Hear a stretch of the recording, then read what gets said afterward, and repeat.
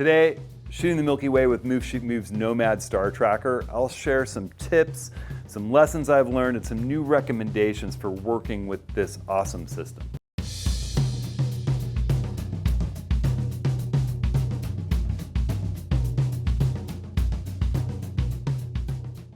Well, hey everyone, welcome to this video. I'm Hudson, and I'm going to be talking about capturing the Milky Way using a Move Shoot Move Star Tracker. That's really my preferred method of capturing Milky Way. It's fall. I've been out working in some workshops with students with the Move Shoot Move in its latest iteration, the Nomad. And it kind of brings home the fact that a few things have changed since I did my Milky Way capture video training course, which you can go and check out right here. There's some free download videos.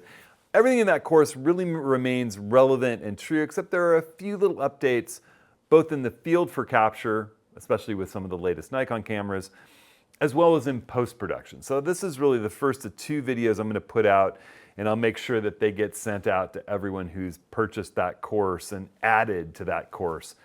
Just some little updates for more modern technology. One big thing is that Move Shoot Move has updated their Star Tracker with the Nomad system. And I really, really like it. When I'm gonna do Milky Way work, I just grab this little kit. I've got a Naya Evo extra small RCI. Those are over in my store. They make a nice little carry bag. They can slip inside your bigger Naya Evo bag alongside your other removable camera inserts. But I have three little spots in here, and in one I keep my Nikon 20mm 1.8 S lens. Nothing's changed. I still love this lens for Milky Way capture. I'm gonna put it on whatever body I'm working with. Two is the little Move Shoot Move Nomad itself. It is small, and it's improved some of the things that I would have asked to improve in the original Nomad Star Tracker, and I'll show you how it works in a field video, setting it up on the tripod in just a minute. So that little guy alongside its laser. I also have in here my Acrotech Ultimate ball head, which is just the perfect accompaniment for a Star Tracker. And you can see why. When I do the setup video, it should become immediately apparent why this particular shape for a ball head works so well, okay? I'm also going to throw in my headlamp. I particularly like these Princeton Tech Viz headlamps that I've been advocating for a long time. The newer versions just keep getting brighter and brighter, get the red and white version. One of the nice things is that a single press turns on the red light. You can control its intensity with a long press, and a single press turns it off. You have to double press it twice quickly in succession to get to red. By default, or to get to white. It's just red, on and off by default, which is really nice when we're out working, doing Milky Way work. The other nice thing about it is that a long press of that button puts it into a mode where it won't turn on unless you I think 4 or 5 seconds, press it again. And that way its batteries can't get run down by being bumped in the bag. So I have a link to this in this video's description. It's also over in my store in the night shooting section, as well as necessities section, over in my ATS links page, the links to all the gear that I use and recommend. And you can always go over and hit that page right here. Those links help us out, so we really appreciate it.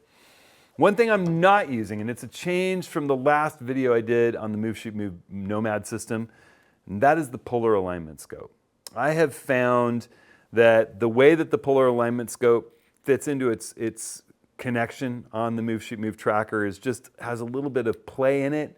It doesn't feel as accurate as I'd like, and I find that aligning simply with the laser, particularly the way that the laser threads right into the Move Shoot Move and is rock solidly attached and shoots through the block of the device itself, is plenty good for wide angle to normal range lens star work. I think if you're going to be doing long lens star work, that's where getting something like a Skyguider Pro, something a little bit bigger and heavier duty with a counterbalance makes sense if you're doing longer lens work. Where I think that the Nomad works so wonderfully is when you're going ultra light and you don't want to add a lot of gear to your bag and you're just doing landscapes with wide angle lenses to 50 and wider lenses to just capture that beautiful landscape with a Milky Way in the background.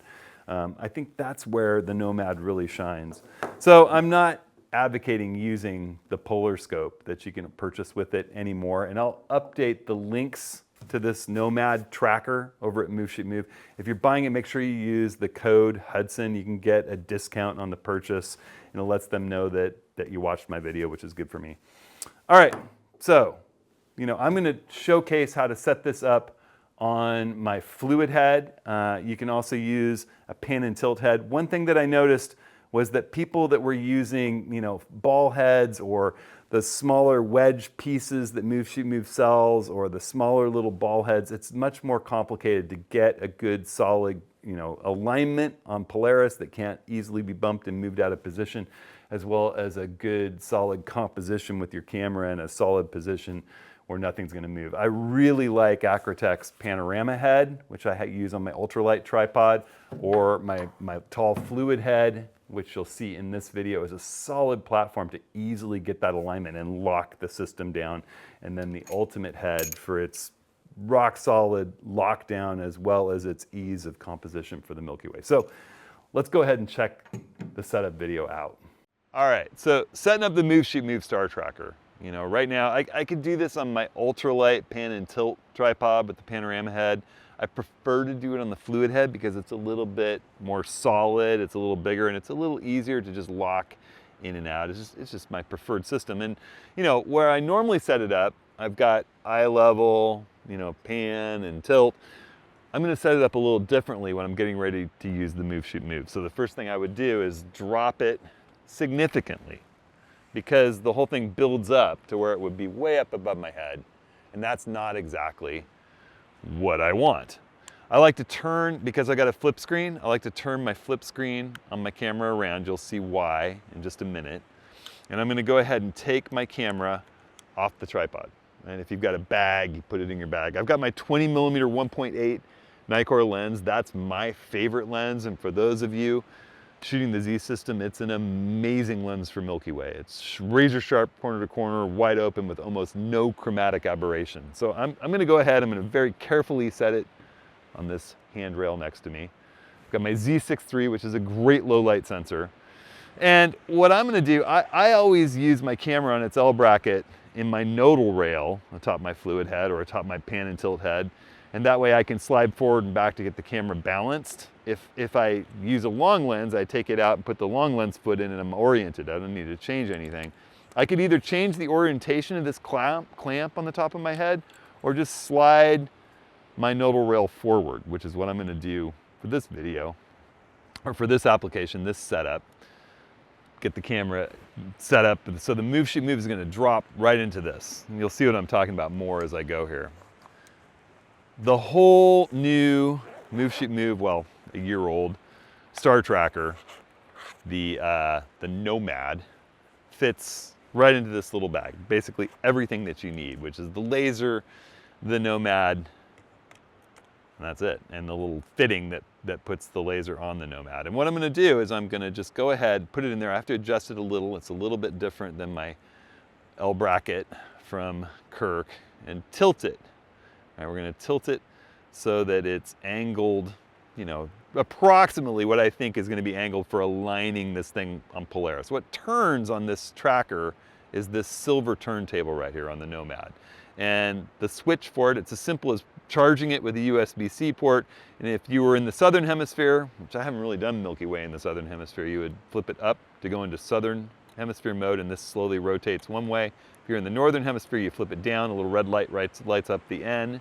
So I always remember that for us in the Northern Hemisphere, I just push it down away from the silver turntable. And then the next thing that I need in here is the ball head to go on top of it. I dropped my headlamp. Headlamp's a critical tool too. And the Nomad has this really cool little feature. It has a little quick release that's built in that they can thread onto the base of your tripod or your head, and then turn this set screw to lock it in so it can't come loose. And you can set that down atop the Nomad Star Tracker and then just get it threading so that it's locked in nice and tight and it cannot possibly come loose. All right, so we've got our tracker set up on here in position. The only thing we need is to attach the laser to it. And that's quite simple. The laser comes with a little black cap and this red female to male reducer fitting. It's threaded wide for the female part, threaded narrow for the male part. You take the cap off the laser, thread this on here. It comes with rechargeable batteries, and there's a little thread right here in the back corner of the Nomad that threads into. And the laser shoots through a little hole in the tracker, and it's much more precise than the old move, shoot, move that way. There's a button on the bottom that turns it on, and if I move my head out of the way there, you'll see it's hitting my hand. In the night, throws a beam of light straight into space like a lightsaber. You gotta be careful there are no planes flying in the vicinity when you activate that. Really, really critical. You look towards Polaris, you make sure there are no planes or at all flying in that airspace. But we're all set up here, all right? And the reason I'm using Acrotech's Ultimate Head, which we sell in our store for this purpose, is that if you look at it as we're tilted, here in Oregon, we were about 45 degrees, you see it creates this flat base. It's almost by accident. Acrotech designed this as their first ultralight, really strong head, and it works beautifully for a star tracker because of its interesting design, that it's open, clear on one side. When you set it up, you have an almost unlimited range of motion with this. You notice I haven't leveled at all, and there's a reason behind that. I haven't leveled because I don't have all the weight on the system yet. So I'm going to go ahead. I like to keep the clamp knob, if there's a knob or the lever in front of the camera, to give myself a little more room to tilt back when I'm composing, all right? And the reason I put that flip screen in like that is that I can tilt that flip screen down and look right at what I'm doing when I turn it on. Boom, just like that, right? You got your camera settings all set up. That's a separate thing, you know, whatever brand you're working with. With Nikon, you're gonna want Starlight View and pinpoint autofocus and AFS, and make sure that you've turned save focus position off. You can pinpoint autofocus on a bright star. In Starlight View, you can see the horizon while the Milky Way is going on. You can see the Milky Way in the frame. You can autofocus on a bright star. You can turn the camera off and back on if save autofocus position is turned off with a Z lens, and it will autofocus to infinity by default. So if you've got a UV filter, I go ahead at this point and spin that UV filter and cap off. And then I'm going to install my case 77 to 112 millimeter magnetic adapter ring on the front of the lens. I could use a 77 to 82 with this lens, would work great as well. I take its little plus plastic, easy to take off magnetic cap off. And then in my 112 millimeter Mega case magnetic filter kit, I have a neutral night filter. And these filters really do help. Even if you don't have much noise pollution, they really pop contrast in the Milky Way's core, in the gas cloud, in its comparison to space and the other stars. I can't shoot without it once I've had it. So I put that night filter on.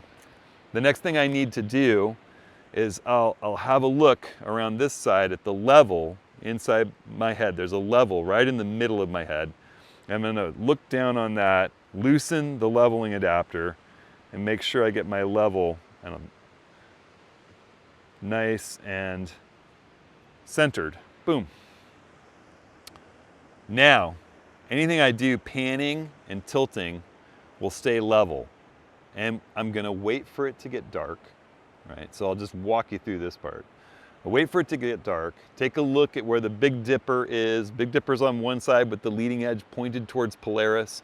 Across the way is Cassiopeia. You can look those constellations in Polaris up and recognize them easily as the early constellations that come up in the night. Once you make sure there are no planes flying anywhere near Polaris, you're gonna get back like this. You're gonna kind of take your camera and scoot it off to the side so it's out of the way. You can flip your screen up. Make sure it's not blocking the laser. You lock that head down, it'll hold it, and boom, the laser's running right past here. You can see it on my hand. And I'm going to aim that beam, move to the right till it's right above or below Polaris, and lock the pan of my fluid head or my pan and tilt head. Then I'm gonna move the head up or down until it's just right on the star Polaris. Lock that, I make sure those are both torqued down, I turn off the laser, and now I'm aligned. All I have to do is wait till it's pitch black for the Milky Way, bring my screen back down here, and I can see with Starlight View with the new cameras, I can just get my composition, and I like to turn on the display mode on my camera that has the little level, like the pilot's bubble level. And I get that as, I get my composition the way I want with the right amount of foreground and Milky Way and sky. I make sure my little level is green and lined up, and then I just lock that composition, and all I have to do to track and capture the Milky Way is literally flip that lever away from the turntable and fire the camera. I use exposure delay, I use long exposure noise reduction, and let that thing run. It's as simple as that. As it finishes and goes into long exposure noise reduction, which is going to remove dead pixels or any kind of malfunctions in the sensor, I just turn it off while it runs the noise reduction. And when it's done running noise reduction, it's as simple as loosening the pan on the ball head and rotating until your level is green again. All that's happened is it's been rotating where the ball lines up there. So it's going to rotate out of level to get back to where you started. You rotate till it's level again. You're ready to turn it on and shoot again. It really is that simple. All right, and so it really is that simple, setting up the Move Shoot Move and activating it. I mean, it's as simple as flipping it on and activating the shutter, flipping it off while it's doing noise reduction, flipping it on, and it's rock solid. The Nomad is a significantly better product than the original Move Shoot Move. The original Move Shoot Move works great if you've got that. It's just that the ability for the turntable to spin the opposite direction has been solved. The connection between the head and the turntable is much more solid. And the connection between the laser and the Move Shoot Move itself, and how rock solid and immovable it is, and the way it shoots right through the machine itself is a dramatic improvement. At the same time, there are a few things to keep in mind, particularly for the Nikon shooters out there, but more and more for other brands as well, like Sony. There are Starlight Views. Nikon calls it Starlight View. Other brands are bringing it out too, where it intensifies the mirrorless system's light gathering. If you move the camera in Starlight View in the dark, you'll see all kinds of tracers because it's really trying to intensify the light and slowing down the readout. But it lets you see the landscape and the Milky Way itself, as well as stars and bright planets, in the viewfinder or on the LCD while you're working with the camera with a fast lens. It is truly amazing, and the ability to go into pinpoint AFS autofocus and lock down on a bright star or planet and with a long press of the AF on button so that it moves back and forth slowly through the focus range, finds that contrast between the star and space and locks focus, is pretty amazing. It's also true though, however, with the Nikon system, that with an autofocus lens, particularly an autofocus S lens like my beloved 21.8 or the 14 to 24 2.8, if you set the save focus position item in the setup menu to off, so you're not saving the focus position from the last time you used the lens, turning the camera off and turning it back on locks it at infinity, and I find it to be incredibly accurate, just as accurate as getting a good focus on an item at infinity. You still want to zoom into 100% and check. The other thing that's great is the red overlay mode that Nikon gives you, where you can have all of the menus and even the picture review, if you want, show up in red instead of doing some kind of colors and bright whites that can blow your night vision where you're out working in the dark. So you can actually have a red overlay where all of the controls and all of the menus and everything are displayed in a light red to save your night vision. And if you want, you can either have the image reviews be in color or in red as well. There are two different modes, 1 and 2, so play around with that. It's well worth using when you're out in the field. All right, so I'll be doing another video in the not so distant future about compositing. There are some great things that have changed with our ability to composite in post-production that make it far, far easier to deal with things like trees that stick up into the horizon through your scene. It's getting easier and easier to refine those masks and get a perfect Milky Way to blue hour foreground image mask and separation. So look forward to that video. I'll put it out very, very soon. I am gearing up to go to Scotland with Rick LePage for back-to-back workshops with two amazing groups of people. I'm so excited. We'll be in the Isle of Skye and Glasgow and some various points in between on our travels, and it is just truly exciting. It's a beautiful place to be in the fall. I hope all of you are out there staying safe, staying creative, having fun as well. And I'll see you next week.